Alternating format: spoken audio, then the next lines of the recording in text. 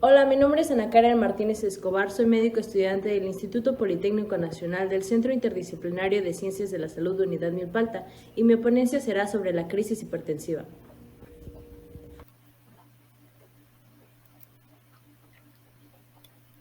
Antes de entrar al tema de crisis hipertensiva, vamos a dar una pequeña introducción de la hipertensión arterial, porque la hipertensión arterial es una enfermedad crónica en la que aumenta la presión con la que el corazón bombea la sangre a las arterias para que circule por todo el cuerpo.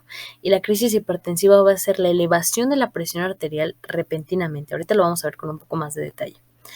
Aquí se presenta una imagen donde está el corazón sano, donde su sangre fluye con facilidad, normal, y del otro lado tenemos un corazón ya enfermo con hipertensión, donde le va a costar más trabajo bombear la sangre y la sangre pues no va a fluir fácilmente a través de los vasos. La OMS nos dice que la hipertensión arterial afecta a más del 30% de la población adulta mundial y es el principal factor de riesgo para padecer enfermedades cardiovasculares, especialmente enfermedades coronarias, enfermedades cerebrovasculares, enfermedad renal crónica, insuficiencia cardíaca y demencia. Entrando al tema de los síntomas, la hipertensión arterial normalmente no produce síntomas, es por eso que se le llama asesina silenciosa, pero las personas que llegan a presentarlos comúnmente es cefalea matutina, hemorragias nasales, ritmo cardíaco irregular, alteraciones visuales, acúfenos, astenia, náuseas, vómito, confusión, ansiedad, dolor torácico y temblores musculares. Ahora, la clasificación de la hipertensión arterial según la American Heart Association, que es una guía basada en la evidencia para el manejo de la hipertensión arterial, la va a dividir en normal, en elevada, hipertensión grado 1, hipertensión grado 2 y una crisis hipertensiva.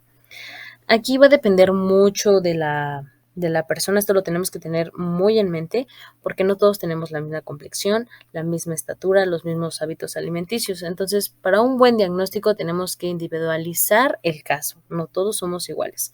Pero aquí la clasificación va a ser normalmente con estos parámetros. Vamos a decir que tenemos una presión arterial normal cuando nuestra presión sistólica es menor de 120 o 120 y una presión diastólica menor u 80 eh, milímetros de mercurio. ¿Qué recomendaciones tenemos aquí? Pues con la educación del paciente, es decir, que mantenga esos parámetros, que no baje y que no suba y que tenga un chequeo anual. Ahora, para que ya se le considere elevada, su presión sistólica va a ser de 120 a 129 y su presión diastólica va a ser menor de 80 u 80. Ya vamos a tener un cambio de estilo de vida, es decir, que ya va a cambiar dieta, ya va a empezar a hacer ejercicio y pues su chequeo ya va a ser de 3 a 6 meses. ¿Cuándo se le va a considerar hipertensión grado 1? Cuando su presión sistólica va a ser de 130 a 139 y su presión diastólica de 80 a 89. Aquí ya va a manejar un antihipertensivo y va a cambiar su estilo de vida y va a tener un chequeo mensual para el control de esa presión. ¿Cuándo se le considera hipertensión grado 2? Cuando su presión sistólica va a ser mayor de 140 o 40 o 140 y su presión diastólica va a ser mayor de 90. Igual va a cambiar su estilo de vida, pero ya va a manejar dos antihipertensivos y va a tener su chequeo mensual para el control de esa presión. Va a tener ya crisis hipertensiva o se le va a considerar crisis hipertensiva cuando su presión sistólica va a ser mayor de 180 y su presión diastólica va a ser mayor de 120 y esta se va a clasificar en dos, en urgencia y en emergencia, que es lo que vamos a hablar más adelante, que es nuestro tema. ¿Quiénes son las personas que van a ser más propensas a padecer hipertensión arterial? Las personas con sobrepeso, las personas que sufren ansiedad o que se estresan con facilidad, personas alcohólicas, las que consumen demasiada sal, las que tienen algún antecedente familiar de hipertensión arterial, las que padecen diabetes y las personas que fuman mucho. Y ahora sí, vamos a entrar al tema de crisis hipertensiva. Esta se va a definir como aquella elevación aguda de la presión arterial que puede producir lesiones en órganos diana. Arbitrariamente ya se han establecido cifras que son las que ya mencioné. Cuando tenemos presiones arteriales sistólicas mayores de 180 a 210 milímetros de mercurio y presiones arteriales diastólicas de 110 a 120 milímetros de mercurio. Debemos saber que la crisis hipertensiva representa más de una cuarta parte de todas las consultas realizadas por elevación de las cifras de la presión arterial y aproximadamente entre el 1 al 7% de los pacientes con hipertensión van a desarrollar una crisis hipertensiva a lo largo de su vida. Asimismo, y a pesar del mejor control de esta enfermedad, la prevalencia de estas situaciones de los servicios de urgencias de algunos países van en aumento. Pero, ¿qué va a ocasionar esta crisis hipertensiva? Bueno, puede producirse en pacientes con hipertensión arterial previa o aparecer sin antecedentes de la presión arterial elevada. Cualquier alteración de los múltiples sistemas de control de la presión arterial, es decir, el sistema nervioso autónomo, el eje renina, angiotensina, aldosterona, equilibrio endotelio, óxido nítrico, sustancias vasodilatadoras, vasoconstrictoras, resistencias vasculares periféricas, entre otras, van a poder desencadenar una crisis hipertensiva. La fisiopatología. Aquí va a haber un incremento de las resistencias vasculares sistémicas, lo que va a ocasionar un descenso de los niveles de las sustancias vasodilatadoras. Esto va a aumentar la natriuresis, que la natriuresis es la eliminación de sodio a través de la orina por medio del riñón. Esto va a ocasionar una hipovolemia, que es la disminución del volumen total de sangre que circula por todo el cuerpo, ocasionando una vasoconstricción y una elevación de las cifras tensionales, produciendo necrosis fibrinoide arteriolar y, obviamente, ocasionando una lesión endotelial con un depósito de fibrina de plaquetas. Esto ocasionando una pérdida de la función autorreguladora, haciendo una isquemia de vasoconstricción, un daño endotelial y ahora sí viene la presión que se eleva, ocasionando ya una crisis hipertensiva. Ahora pasaremos a la clasificación de crisis hipertensiva. Esta se clasifica en dos, en emergencia y en urgencia. La gran diferencia de estas dos es que una es más grave que la otra. Comenzaremos con la que es menos grave, que es urgencia. Este término de urgencia hipertensiva estará definido exclusivamente por la magnitud de las cifras de presión arterial con una presión diastólica mayor de 120 milímetros de mercurio y con una presión sistólica menor de 210 milímetros de mercurio. Como complemento vamos a tener que normalmente el paciente va a ser asintomático o va a tener síntomas inespecíficos y no va a implicar una afección grave de órganos diana, por lo tanto no supone un riesgo vital inmediato, ya que se trata con medicamentos vía oral y un abordaje inicial extrahospitalario. Vamos a pasar al de emergencia hipertensiva, que esta sí nos va a causar más problemas, ya que este va a estar definido como la subida de presión arterial que va a determinar síntomas de disfunción aguda, es decir, vamos a tener alteraciones orgánicas graves. Aquí sí va a haber un daño de órgano diana, normalmente en corazón, cerebro, riñones y retina. Va a suponer un riesgo de lesión irreversible, va a amenazar la vida del paciente ya que requiere un descenso precoz de las cifras de presión arterial, pero debemos saber que la reducción brusca e intensa de la presión arterial puede ser nociva. Aquí vamos a tener que la administración del tratamiento va a ser endovenoso a nivel hospitalario. Las principales causas de una emergencia hipertensiva de estos órganos va a ser, por ejemplo, en el corazón una hipertrofia ventricular izquierda, una angina de pecho, un infarto agudo al miocardio primario y una insuficiencia cardíaca. En los riñones normalmente va a ser una insuficiencia renal. En la retina vamos a tener un aumento de luminosidad de los vasos, cruces arteriovenosos y hemorragias. Y en el cerebro va a ser un accidente isquémico transitorio y un evento cerebrovascular. Un ejemplo muy claro de emergencia hipertensiva también puede ser la eclampsia que sucede en las mujeres embarazadas. Ahora vamos a ver qué es la pseudocrisis hipertensiva y lo mencionamos porque muchas veces nos llegamos a confundir, pero la diferencia de la pseudocrisis con la emergencia y la urgencia es que esta va a ser una elevación tensional aguda asintomática sin repercusión orgánica y esta se activa gracias a estímulos agudos como el dolor o los cuadros de ansiedad. Es decir, cuando tú estás en un espacio donde hay un ambiente que te causa mucho estrés o tienes muchos problemas, esto puede desencadenar una pseudocrisis, se te va a subir la presión y te vas a empezar a sentir un poco mal, pero debemos saber que esta se normaliza cuando desaparece ese factor que te está generando que se te suba la presión. No se trata con medicamentos ni nada, solita llega a desaparecer. ¿Por qué es importante saber la diferencia entre emergencia y urgencia hipertensiva? Porque es la clave para la elección del tratamiento, la vía de administración del medicamento y nos indica la gravedad. Esto no se nos debe de olvidar por nada del mundo y siempre teniendo en cuenta que es individualizado.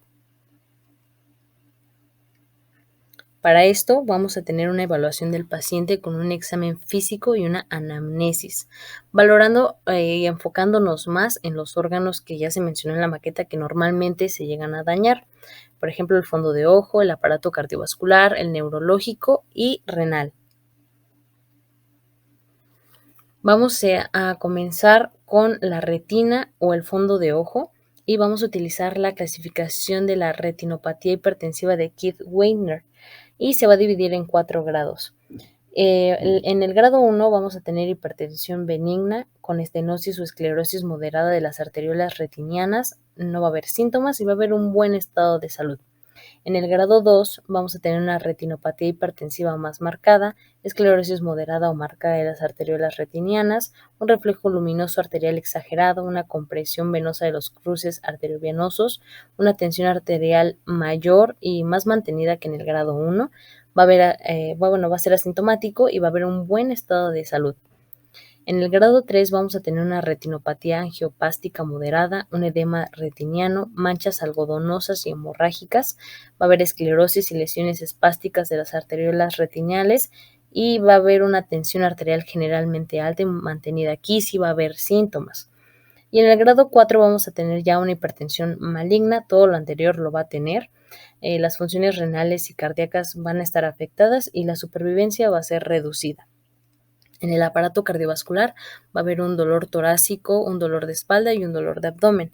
Va a haber náuseas, vómitos, taquicardia, taquipnea, un tercer tono o de galope a la hora de auscultar el corazón, ortopnea, crepitantes, ingurgitación yugular, edemas, soplo abdominal, asimetría de pulsos y signos de mala perfusión periférica. En el aparato renal va a haber edemas, oliguria, nicturia, hematuria, proteinuria y agrandamiento renal. Neurológicamente va a haber alteraciones de la conciencia, puede estar en estado de coma, desorientación, crisis convulsivas, focalidades neurológicas o de rigidez de nuca, cefalea y debilidad generalizada.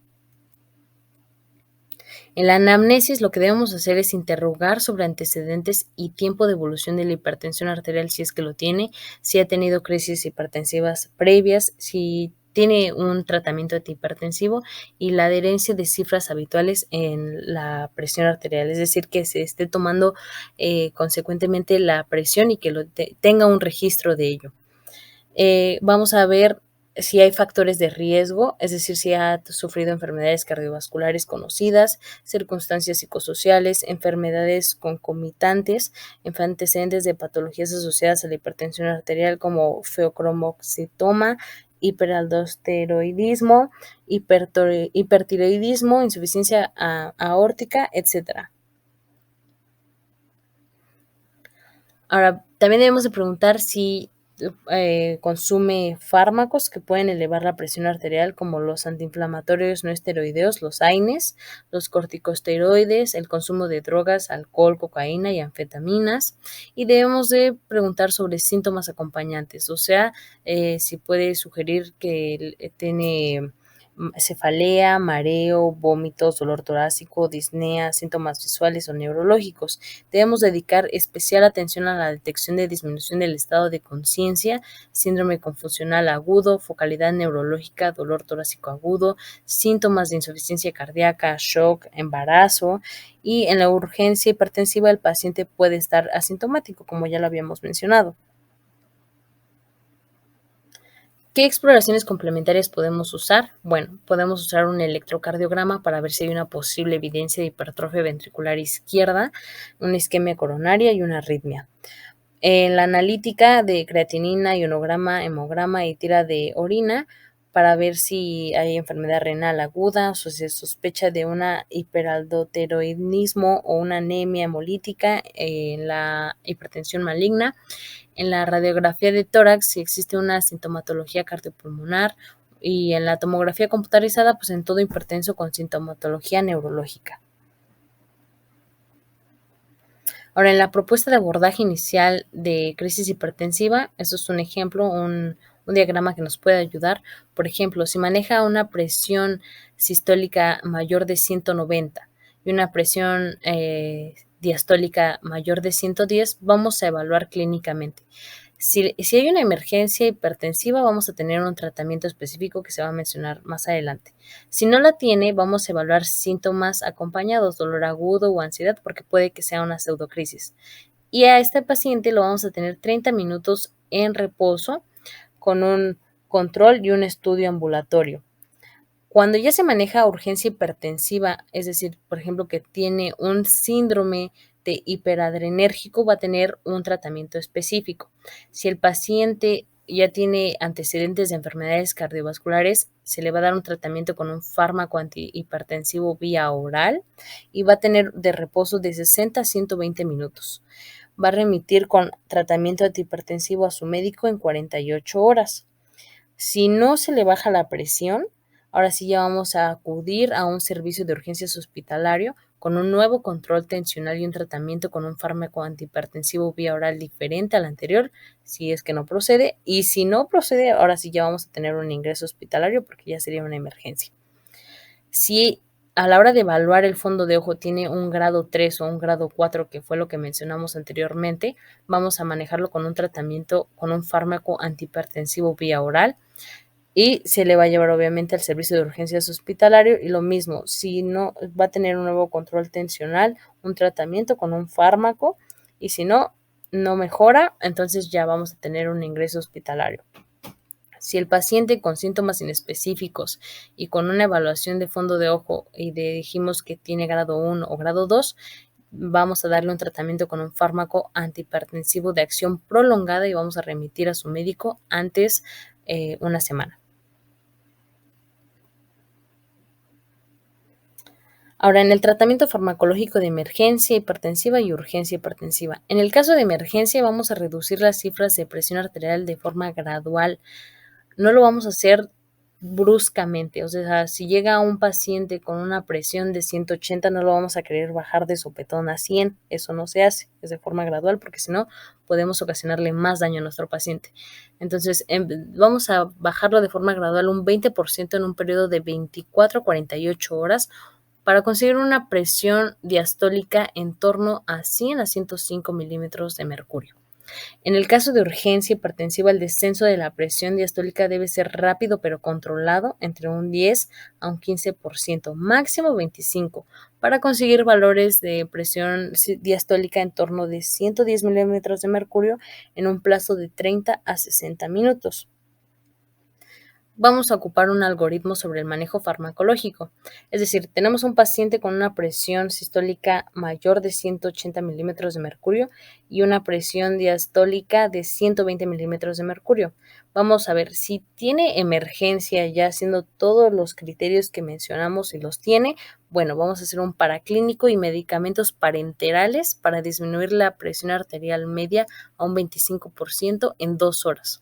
Y si fuera de urgencia, con todos los parámetros ya mencionados, ahora vamos a pasar a un paraclínico y una terapia oral para disminuir su presión arterial media un 25% en 24 horas.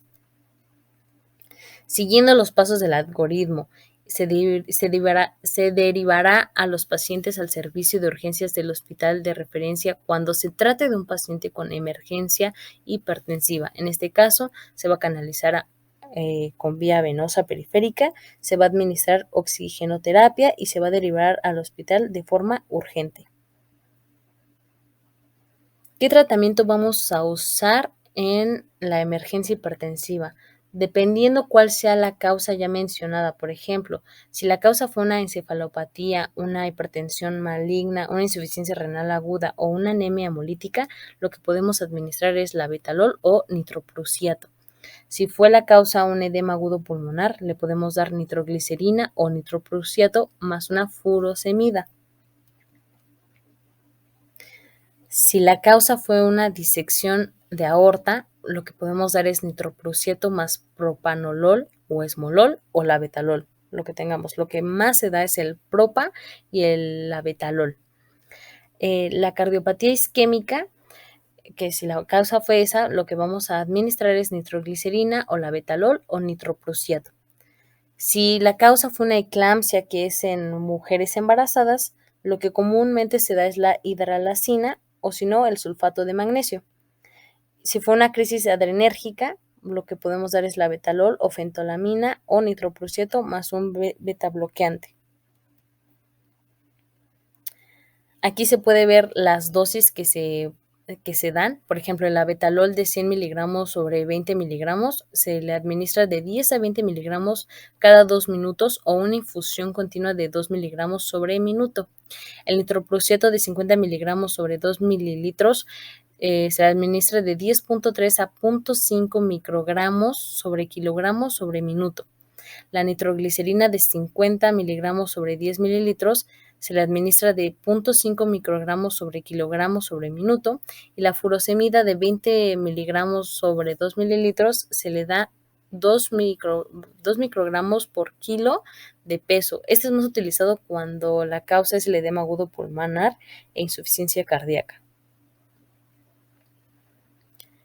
En el tratamiento farmacológico de urgencia hipertensiva, aquí se va a mantener al paciente unos 30 minutos en reposo en un lugar tranquilo y se volverá a medir la presión arterial teniendo en cuenta las condiciones idóneas.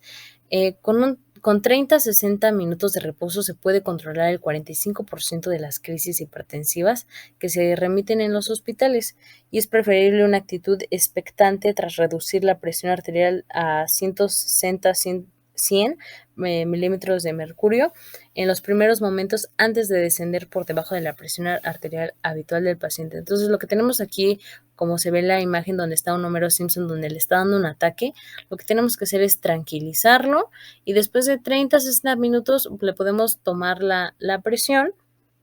Si ya se le empieza a disminuir, eso es una buena señal y si no, ya vamos con un hipotensor. En este caso, los hipotensores que podemos utilizar, los clásicos, un calcio antagonista que es el amlodipino de 5 a 10 miligramos, un IECA que es el que más se usa, el captopril de 25 miligramos, un beta bloqueante como el labetalol, un diurético como la furosemida. Esto se va a repetir o asociar de 1 a 2 horas. Si el paciente presenta ansiedad o nerviosismo, debemos valorar la administración de sedación por vía oral con diazepam de 5 a 10 miligramos. Si transcurridos 30 minutos persisten los valores de presión arterial mayor de 200 y 120 milímetros de mercurio, entonces ya deberá iniciarse un tratamiento hipotensor que se administra por vía oral. ¿Qué conclusiones vamos a tener? Número 1. La gravedad de la situación no debe ser valorada al menos exclusivamente por las cifras tensionales, es decir, debemos de tomar primero la presión para ver en dónde se encuentra, en qué escala de la clasificación se encuentra. También debemos evitar actitudes agresivas a la hora de descender los valores de la presión arterial, es lo que ya les había mencionado. No podemos bajar la presión bruscamente porque eso puede traer muchos daños a nuestro paciente. Todo debe ser de manera gradual. Otra conclusión es que se ha demostrado que con 30 a 60 minutos de reposo se puede controlar el 45% de las crisis hipertensivas que ya se mencionó. Entonces hay que ver cómo se encuentra nuestro paciente y cómo podemos acudir y ayudar a él. Y también es importante recordar que se debe individualizar según al paciente. Todos somos diferentes. Otra cosa que debemos hacer énfasis es las diferencias entre urgencia y emergencia. Como ya lo mencionamos, la urgencia va a ser la subida de presión arterial, pero no va a haber una lesión de órgano diana. En cambio, la emergencia sí lo va a haber. En la urgencia no va a poner no va a poner en peligro la vida del paciente, pero en la emergencia sí. En la urgencia se va a tratar a lo largo de varias horas y en la emergencia se requiere la reducción inmediata de la presión arterial, recordando siempre que es de manera gradual. Y en la urgencia se va a tratar generalmente con fármacos vía oral y en la emergencia con fármacos vía intravenosa. Se coloca esta tabla más que nada para saber cuáles son estas grandes diferencias, para que sepamos diagnosticar de manera correcta, siempre pensando en el bienestar de nuestro paciente. Y eso sería todo. Muchas gracias por su atención.